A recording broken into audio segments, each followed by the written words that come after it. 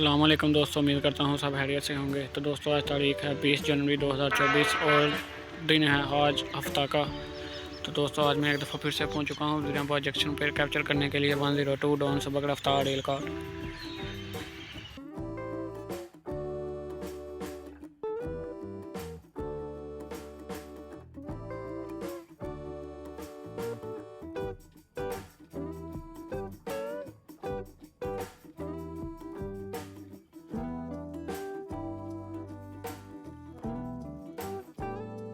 अभी यहाँ से कुछ देर पहले ही 13 अप अवाम एक्सप्रेस गई है और 13 अप अवाम एक्सप्रेस और 102 डॉन सबक रफ्तार रेल कार का क्रॉस हुआ था गुजरात रेलवे स्टेशन पर, आप देख चुके होंगे। अभी 102 डॉन सबक रफ्तार रेल कार कुछ ही देर में अप्रोच करेगी वज़ीराबाद जंक्शन पे। अपडेट के मुताबिक आज 102 डॉन सबक रफ्तार रेल कार की लीड पर है GEU-20 4559 लोकोमोटिव। आज GEU-20 4559 लोकोमोटिव है 102 डॉन सबक रफ्तार रेल कार की लीड पर। वो कुछ ही देर में अप्रोच करेगी वज़ीराबाद जंक्शन पे। तो दोस्तों ये अप्रोच कर रही है GEU-20 4559 के साथ 102 डॉन सबक रफ्तार रेल कार। यह ट्रेन आज तकरीबन 15 मिनट के करीब लेट है।